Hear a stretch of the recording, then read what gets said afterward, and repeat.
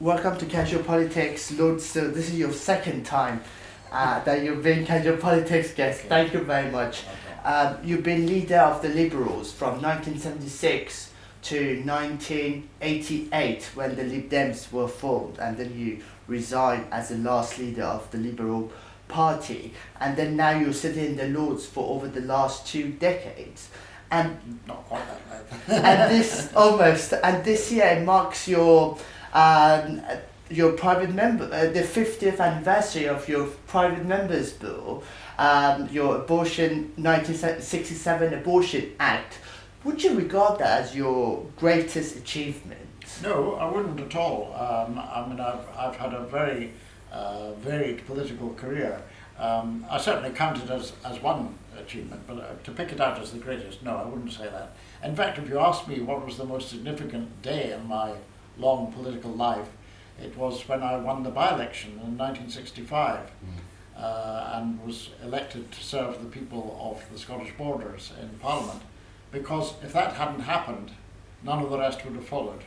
So this month, for example, I'm going back to South Africa where I was president of the anti-apartheid movement, and they've asked me to go back for a commemoration event celebrating the 100th birthday of Oliver Tambo, who was the president of the African National Congress.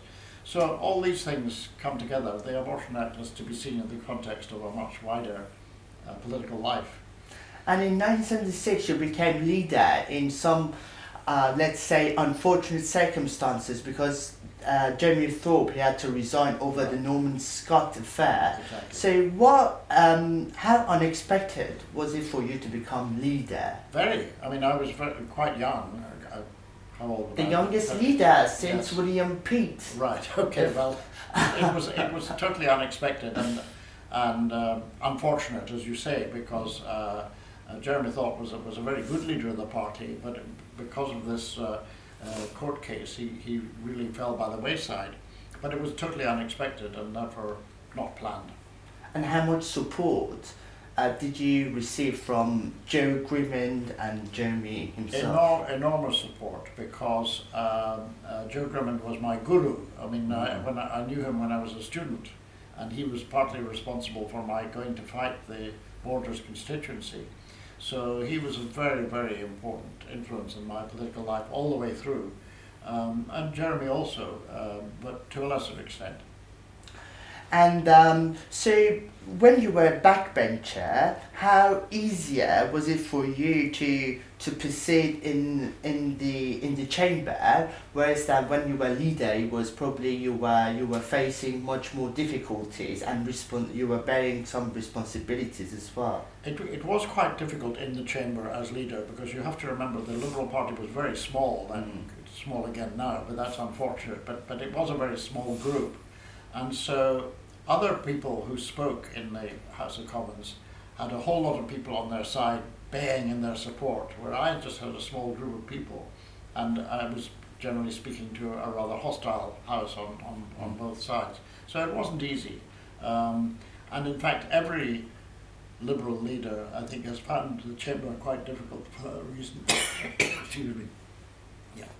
And Michael Foot in March 1979, he made a famous speech in which he said that you've passed from rising hope to elder statesman without any intervening period. How amusing was it for you? It was very, very funny. It was I mean, it was funny because it was also true. And in fact, David Torrance, who wrote a biography of me last year, chose that as his title because it was, it was an amusing remark. Michael Foot was a very considerable orator, and it was a very tense debate, but everybody enjoyed the joke, including us. And under your leadership, your party received the highest share of popular vote.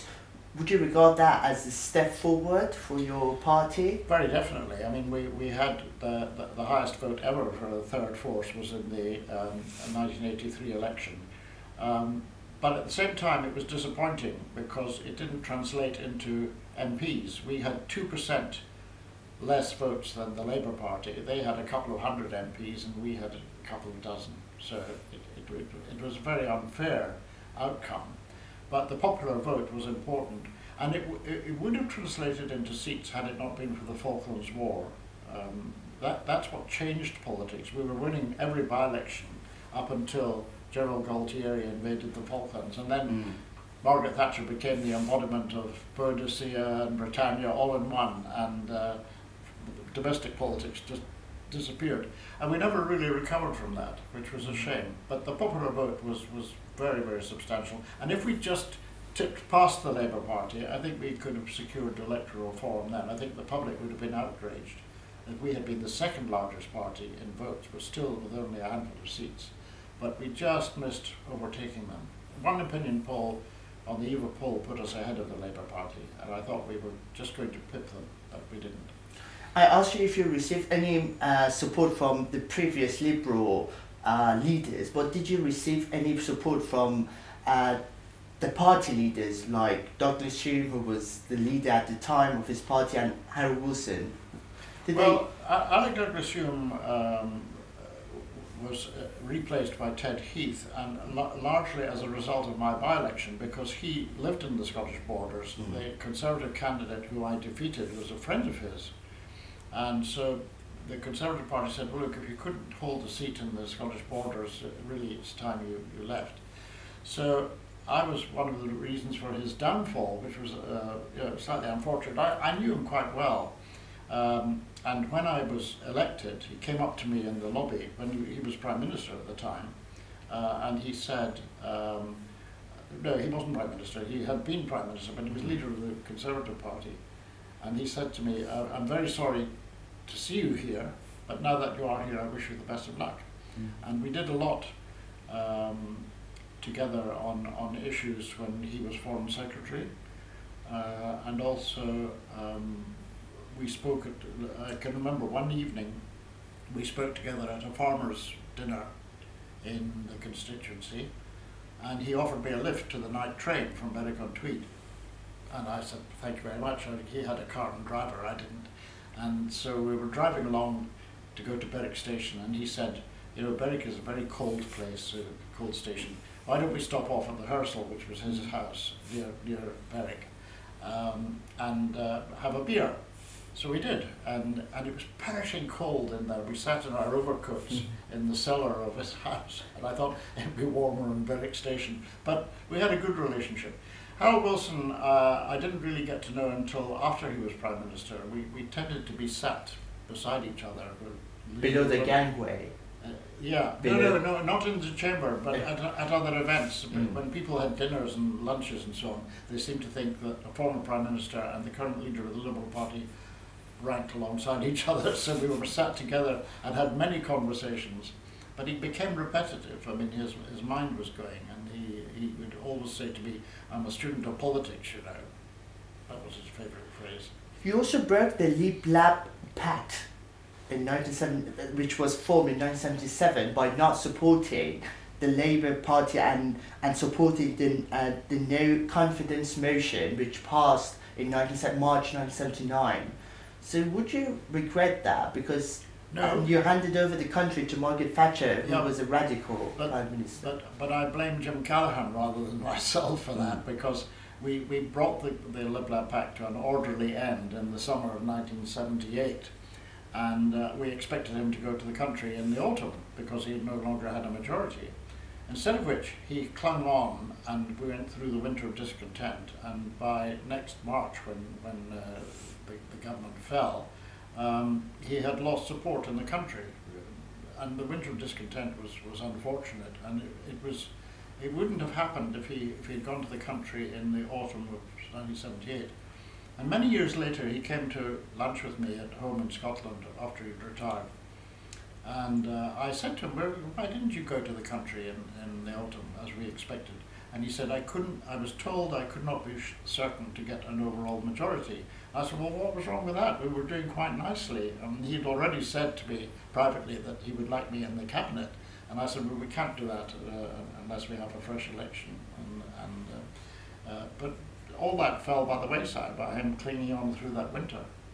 And in 1983, you made that famous speech. You asked your volunteers and the party campaigners to go back home and to prepare. It wasn't 83, it was 82. 82, Yeah. and then how disappointed was it for you to not see your party? Well, of course, that was at the time, as I said, when we'd been winning all the by-elections. It was in the wake of very, very strong opinion polls. One opinion poll actually put us at one point at 51%, which is incredible. And I wasn't saying we would be the government. What I was saying is that no government could be formed without us because we would have so many MPs. Well, as I've already said, the Falklands War changed all that. But that was the context in which I made that speech. So it was. I mean, the job of the party leader is to send the troops back after at the end of the conference on a high, and that certainly did. And as I did Dennis Healy's last interview, I asked him why he didn't join the alliance. He said that because mainly because there was a party disunity amongst yourselves. So would you blame David Owen for that and Roy Jenkins for the party disunity? Because David Owen would blame you and Roy Jenkins, so would you blame them? No, Dennis Healy has a point. There was always a division, but the division was between David Owen on the one hand, and Roy Jenkins and the others and myself on the other. And the argument was about whether the SDP should go forward on its own. And my view, and Roy Jenkins' view, was that there was no room in British politics for a third and fourth party. We had to work together. And we both foresaw that this would in due course lead to a merger of the parties. And David Owen was always against that. And we had lunch together just before the last election, and we were reminiscing about this. And his view was always quite straightforward. I mean, he made no bones about it. This was his preferred route. It was different from Roy Jenkins, Shirley Williams, Bill Rogers and me. And that showed from time to time. But we got on perfectly well. And I said that under your leadership, your party received the highest share of the popular vote, and now that popular vote it just faded at the last general election. And in one interview, you said that the Liberal dream is over for now. Is that really over? Well, it's beginning to recover. But it's taken a long time. I mean, I wasn't against the principle of coalition. How could I be? But it was. You would have preferred Nick Clegg to meet Gordon Brown, which he didn't. Yes, he should have. You said it. It was very badly handled, and it was partly because Nick was a very able man, but has no knowledge of the history of the party or the history of the British Constitution. He didn't get it right, and. Would you blame David Laws because he was in charge? Yeah, I blame the lot of them. They were rather inexperienced. The group who were promoting it, and they got several things wrong. The way they set about the coalition was wrong. The student fee turned around was a disaster electorally. Our association with the National Health Bill was a disaster as well, as it turned out. So a whole lot of things, and even the pictures of Cameron and Clegg together. You never had pictures of Callaghan and me together during the Lib-Dem Pact. We never did that. And that was, it was a different approach, and it wasn't a successful one, I'm afraid. So we paid a heavy price for being in that coalition, which is a shame. But I think it's beginning to turn around now. And is it because of Brexit? Partly because of Brexit, and also I have a lot of confidence in Tim Farron as the new leader, because he distanced himself a bit from the coalition. He wasn't. He shifted the party to the left. A little bit, and that was necessary after the coalition experience. So I'm optimistic. I think it will come back. And what's the role for the Lib-Dems on this Brexit deal? Well, this is very important because we have struck out a very clear line that, in our view, when the negotiations are finished, there should be a second referendum, so that people know that they are voting for something specific, not a whole series of vague promises, but an actual deal as against staying in the EU. And Tim Farron has painted that out as the party line, and it has got more and more people supporting it. People like Michael Heseltine and Tony Blair and others, in the other parties, all saying yes, this is the right approach. But the Liberal Party is the only one, the Liberal Democrats are the only people who are saying, this is our policy. But they're advocating for a second referendum, which the British people never asked for one. No, but you know, we've a lot of negotiations to go through, and I think there's going to be a real sense of disappointment that, you know, where's the £350 million we were going to get at the National Health Service? Where's the block on immigration we were going to get? None of these things are happening, and I think we're going to end up with businesses drifting overseas. Even the latest stories in the last couple of days about the car manufacturers saying, well, wait a minute, if there are big tariffs, you know, we may have to shift our production to Europe. All of these things become reality, and I think it's fair enough to say to the British people, look, this is what has actually happened. Are you still in favour of this? But Paddy Ashton, before the referendum, he said in many of his speeches that having a second referendum, the idea of having a second referendum, it was absurd. And now your party, they're advocating for a second referendum, which British people never asked for one. And the position that you're taking is much different than other members, like the former Prime Minister John Major. He's against the idea of leaving the EU, but he's not for having a second referendum. No, he thinks the Parliament should decide, but I mean, I'm not really keen on referenda, but having had one, I don't think Parliament can just itself overturn what people decided. I think you have to go back to people. And, so you're in disagreement with Paddy Ashton and yeah, well, Lord Tavan no, and some. I'll and put it this way: Paddy Ashton's in disagreement with the current party leader. Yeah. I think former leaders are going to be very careful. It's funny because 22% of your party in the House of Commons, they rebelled against party leader Tim Farron. 2 MPs they voted for triggering Article 50. So it shows that even by having 9 MPs, there was still some disagreement. But they still are in favour. Fundamental disagreement. They still are in favour of having the second referendum when it comes. And would you? And have you signed up to the EU Nationals Amendment? Yes. And that's today. do you think yes? Yeah. And do you think that the government will concede? Well, they should concede because it's outrageous, actually, that people living and working in this country don't have the guarantee that they can stay here. And I think it would. My own view is that it would be automatic that Brits in the other European countries would likewise be given security of tenure. I don't think it's a matter you can negotiate. It's a matter of fact, and that's why I will be supporting it today.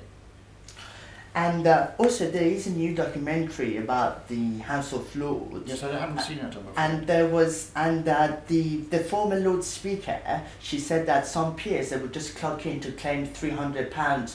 Would and government they're making some cuts to the disability benefits. And do you think there are double standards that some peers they're claiming money and some taxpayers they can't? There are very few who do that. I accept that there are some, but you know, in any walk of life, you get people who misuse their positions, and I'm afraid there are one or two who do that. But that's not the general case, and most members of the House of Lords are very conscientious. Our role is not to obstruct the House of Commons, but sometimes to ask them to think again. That's all we do. And if the Lords, they disagree with the government on Brexit deal, they said that probably some of the ministers, they said that probably the government, they want to abolish the House of Lords. So would you want to see House of Lords abolished? No, I think it shouldn't be abolished, it should be reformed. There's no question. In what ways? That. Because we talk about reforms since the 19th century. Yeah, but I got a bill through 2 years ago allowing peers to retire. And we could build on that to introduce. It was with the Conservative Member of Parliament. The Conservative MP took it up in the Commons, otherwise it wouldn't have gone through. But it's basically called the Steel Bill, and it allowed peers to retire, and about 60 odd have used it.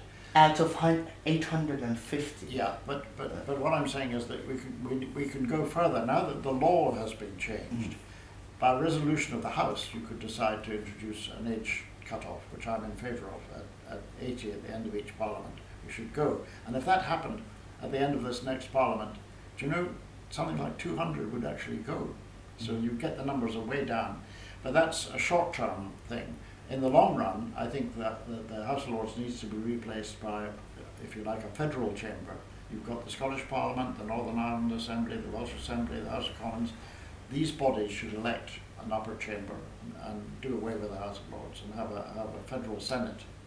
And do you think that age is an issue because of the overwhelming majority of the average age of the overwhelming majority of your members, it's over 70? Yes. And do you think that that's an issue? Well, I'm prepared to vote for that, and I've argued for this in the House of Lords, even though I would be affected myself. I mean, by the end of this Parliament, I would be over 80, so I would go as well, and I think that's right. So you will retire? I would, yeah. I think I would retire anyway. I think. This is a new skill for casual politics. I'm very thankful for that. Thinking anyway. Yeah. And two last questions. Because you've been very consistent in your policies over the last half a century, and with your Abortion Act that you took through the Houses of Parliament, and now there are people like Donald Trump in the United States and François Fillon in France, who would rethink their position over abortion and all sorts of other issues. Would they worry you? Yes, I mean I think the Americans and most of the Europeans had actually, by and large, followed what we had done in 1967. Abortion has become legal in most civilized countries, and yet there are many places around the world where it's still illegal, and there are something like, I think the Mary Stopes organization said something like 20,000 illegal abortions every year throughout the world. So nobody likes abortion, but if it has to happen, and it does have to happen, I'm afraid, it's better to be safe and legal than to be illegal and often dangerous. And there was some controversies over Donald Trump visiting the UK and coming to Westminster Hall and give his speech. Do you think that John Baker was right to boycott his visit? Yes. I think, well, first of all, it's never been automatic that a visiting head of state addresses both houses of Parliament. It's not automatic, so there was no question of it happening, I think, on this occasion. But the other thing that worried me about it was that no previous American president has ever been invited in his first year in office. It just seems to me to be sucking up to him is a mistake. And special relationship. Yeah. Well, yeah, but you can have a special relationship on normal conditions. But why go out of the way, especially when you make some very erratic statements, to say, well, come and have a state visit on day one? It's crazy. And your first speaker was Horace King and Selwyn Lloyd when you first entered, and now John Baker. Do you think that he's been a modernizer? Yes, he has. I don't always agree with what he does. I remember saying to him that I disapproved of him discarding the robes, just wearing an ordinary suit and so on. I don't approve of that, because I think that the Speaker has to carry a certain dignity with him. But that's a minor thing. On the whole, I think he's been a good modernizer, yes. How did you get along with the other speakers? Selwyn Lloyd? I always got on George very well Tim. with all of them. I think we had a bit more. I think Selwyn Lloyd was less generous to the Liberals in calling in the House, but in what ways he would? Well, George Thomas was very good at calling us, but you're heavily dependent on the Speaker to decide who speaks and when, and Selwyn was a bit more austere in that regard. And last question, Tony Benn once said that he was regarded a national threat, and now he's a national treasure. How would you like to be remembered? Well, I think now that you're retiring, we talked about it next earlier, year. but I think the